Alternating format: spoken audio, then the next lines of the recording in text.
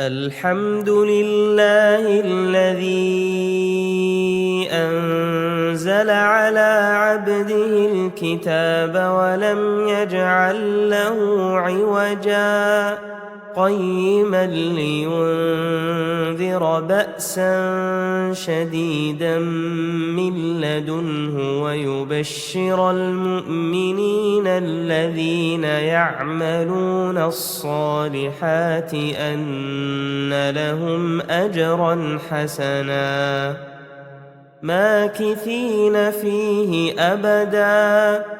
وينذر الذين قالوا اتخذ الله ولدا ما لهم به من علم ولا لآبائهم كبرت كلمة تخرج من أفواههم إن يقولون إلا كذبا فلعلك باخع نفسك على آثارهم إن لم يؤمنوا بهذا الحديث أسفا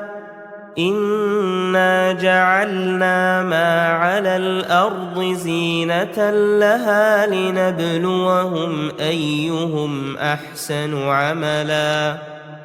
وإنا لجاعلون ما عليها صعيدا جرزا أم حسبت أن أصحاب الكهف والرقيم كانوا من آياتنا عجبا إذ أوى الفتية إلى الكهف فقالوا ربنا آتنا من لدنك رحمة وهيئ لنا من أمرنا رشدا فضربنا على آذانهم في الكهف سنين عددا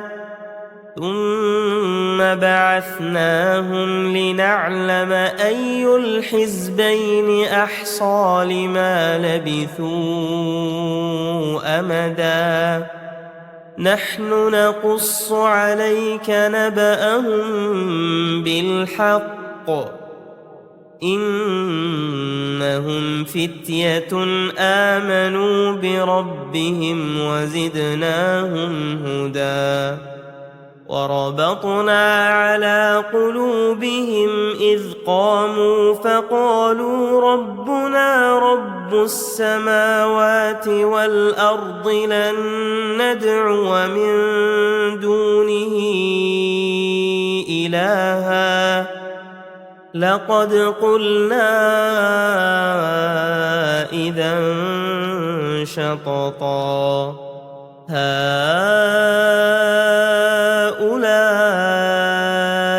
قومنا اتخذوا من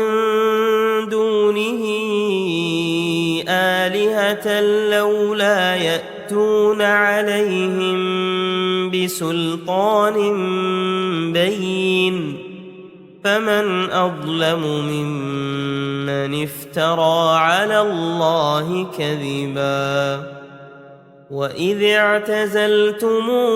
وما يعبدون إلا الله فأووا إلى الكهف ينشر لكم ربكم من رحمته ويهيئ لكم من أمركم مرفقا وترى الشمس إذا طلعت تزاور عن كهفهم ذات اليمين وإذا غربت تقرضهم ذات الشمال وهم في فجوة منه ذلك من آيات الله من يهد الله فهو المهتد ومن يضلل فلن تجد له وليا مرشدا وتحسبهم أيقاظا وهم رقود ونقلبهم ذات اليمين وذات الشمال وكلبهم باسط ذراعيه بالوصيد لو اطلعت عليهم لوليت منهم فرارا ولملئت منهم رعبا وكذلك بعثناهم ليتساءلوا بينهم قال قائل منهم كم لبثتم قالوا لبثنا يوما أو بعض يوم قالوا ربكم أعلم بما لبثتم فابعثوا أحدكم بورقكم هذه إلى المدينة فلينظر أيها أزكى طعاما فليأتكم برزق منه وليتلطف ولا يشعرن بكم أحدا إنهم إن يظهروا عليكم يرجموكم أو يعيدوكم في ملتهم ولن تفلحوا إذا أبدا وكذلك أعثرنا عليهم ليعلموا أن وعد الله حق وأن الساعة لا ريب فيها إذ يتنازعون بينهم أمرهم فقالوا ابنوا عليهم بنيانا ربهم أعلم بهم قال الذين غلبوا على أمرهم لنتخذن عليهم مسجدا سيقولون ثلاثة رابعهم كلبهم ويقولون خمسة سادسهم كلبهم رجما بالغيب ويقولون سبعة وثامنهم كلبهم قل ربي أعلم بعدتهم ما يعلمهم إلا قليل فلا تمار فيهم إلا مراء ظاهرا ولا تستفت فيهم منهم أحدا ولا تقولن لشيء إني فاعل ذلك غدا إلا أن يشاء الله واذكر ربك إذا نسيت وقل عسى أن يهديني ربي لأقرب من هذا رشدا ولبثوا في كهفهم 300 سنين وازدادوا 9 قل الله أعلم بما لبثوا له غيب السماوات والأرض أبصر به وأسمع ما لهم من دونه من ولي ولا يشرك في حكمه أحدا واتل ما أوحي إليك من كتاب ربك ربك لا مبدل لكلماته ولن تجد من دونه ملتحدا واصبر نفسك مع الذين يدعون ربهم بالغداة والعشي يريدون وجهه ولا تعد عيناك عنهم تريد زينة الحياة الدنيا ولا تطع من أغفلنا قلبه عن ذكرنا واتبع هواه وكان أمره فرطا وقل الحق من ربكم فمن شاء فليؤمن ومن شاء فليكفر إنا أعتدنا للظالمين نارا أحاط بهم سرادقها وإن يستغيثوا يغاثوا بماء كالمهل يشوي الوجوه بئس الشراب وساءت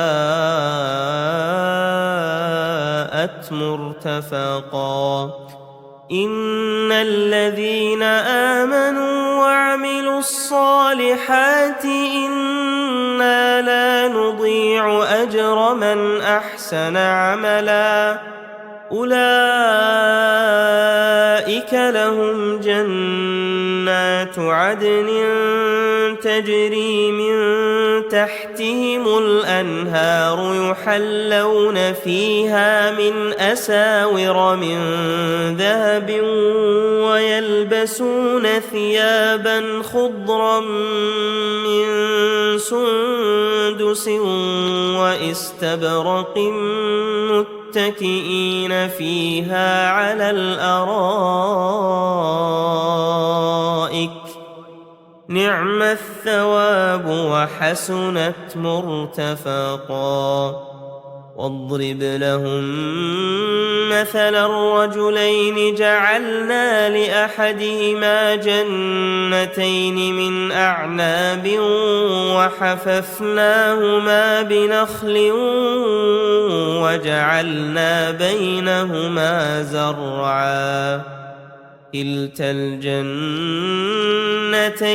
آتت أكلها ولم تظلم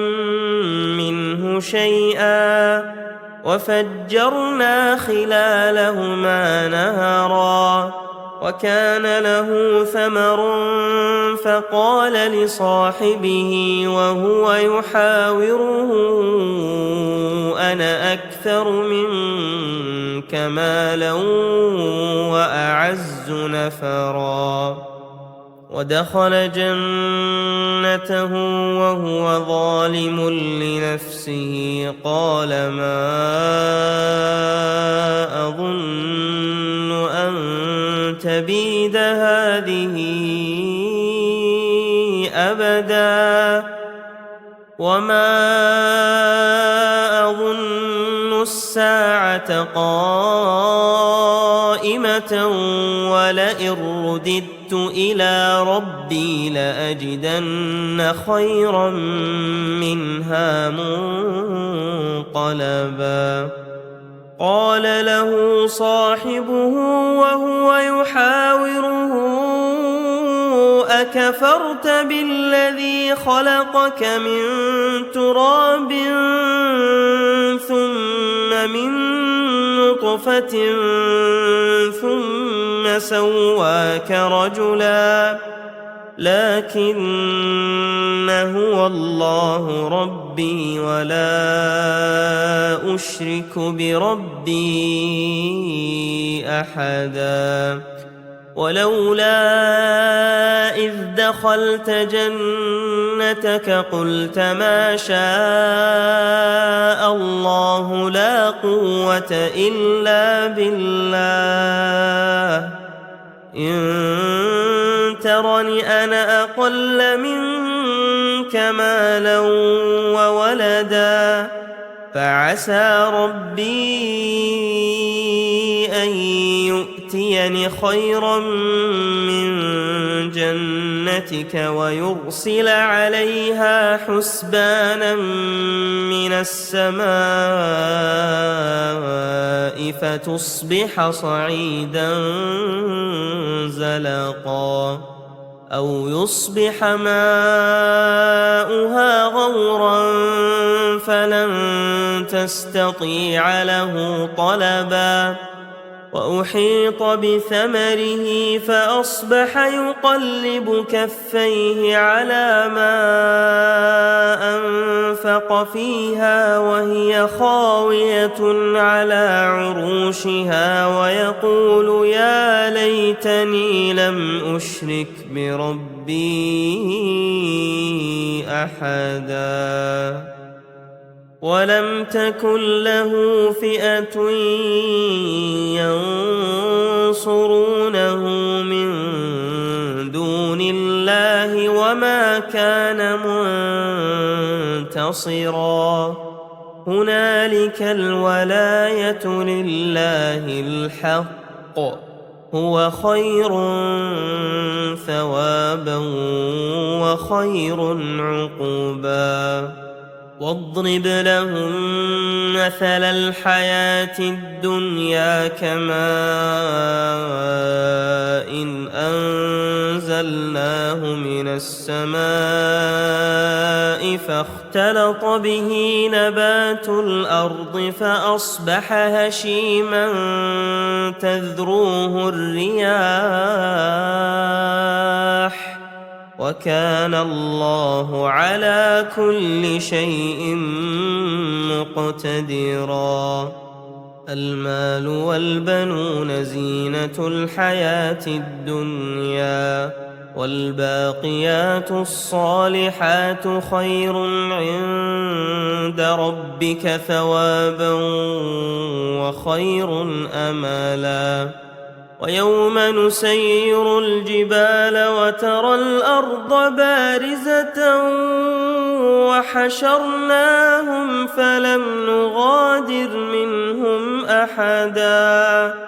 وعرضوا على ربك صفا لقد جئتمونا كما خلقناكم أول مرة بل زعمتم أن لن نجعل لكم موعدا ووضع الكتاب فترى المجرمين مشفقين مما فيه ويقولون يا ويلتنا ما لهذا الكتاب لا يغادر صغيرة ولا كبيرة إلا أحصاها ووجدوا ما عملوا حاضرا ولا يظلم ربك أحدا وإذ قلنا للملائكة اسجدوا لآدم فسجدوا إلا إبليس كان من الجن ففسق عن أمر ربه أفتتخذونه وذريته أولياء من دوني وهم لكم عدو بئس للظالمين بدلا ما أشهدتهم خلق السماوات والأرض ولا خلق أنفسهم وما كنت متخذ المضلين عضدا ويوم يقول نادوا شركائي الذين زعمتم فدعوهم فلم يستجيبوا لهم وجعلنا بينهم موبقا ورأى المجرمون النار فظنوا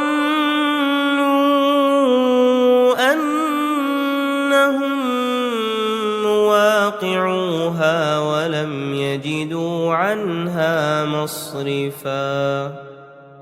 ولقد صرفنا في هذا القرآن للناس من كل مثل وكان الإنسان أكثر شيء جدلا وما منع الناس أن يؤمنوا إذ جاءهم الهدى ويستغفروا ربهم إلا أن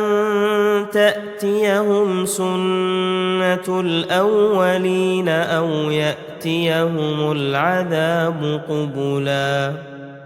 وما نرسل المرسلين إلا مبشرين ومنذرين ويجادل الذين كفروا بالباطل ليدحضوا به الحق واتخذوا آياتي وما أنذروا هزوا ومن أظلم ممن ذكر بآيات ربه فأعرض عنها ونسي ما قدمت يداه إنا جعلنا على قلوبهم أكنة أن يفقهوه وفي آذانهم وقرا وإن تدعهم إلى الهدى فلن يهتدوا إذن أبدا وربك الغفور ذو الرحمة لو يؤاخذهم بما كسبوا لعجل لهم العذاب بل لهم موعد لن يجدوا من دونه موئلا وتلك القرى أهلكناهم لما ظلموا وجعلنا لمهلكهم موعدا وإذ قال موسى لفتاه لا أبرح حتى أبلغ مجمع البحرين أو أمضي حقوبا فلما بلغا مجمع بينهما نسيا حوتهما فاتخذ سبيله في البحر سربا فلما جاوزا قال لفتاه آتنا غداءنا لقد لقينا من سفرنا هذا نصبا قال أرأيت إذ أوينا إلى الصخرة فإني نسيت الحوت وما أنسانيه إلا الشيطان أن أذكره واتخذ سبيله في البحر عجبا قال ذلك ما كنا نبغ فارتدا على آثارهما قصصا فوجدا عبدا من عبادنا آتيناه رحمة من عندنا وعلمناه من لدنا علما قال له موسى هل أتبعك على أن تعلمني مما علمت رشدا قال إنك لن تستطيع معي صبرا وكيف تصبر على ما لم تحط به خبرا قال ستجدني إن شاء الله صابرا ولا أعصي لك أمرا. قال فإن اتبعتني فلا تسألني عن شيء حتى أحدث لك منه ذكرا. فانطلقا حتى إذا ركبا في السفينة خرقها قال أخرقتها لتغرق أهلها لقد جئت شيئا إمرا. قال ألم أقل إنك لن تستطيع معي صبرا.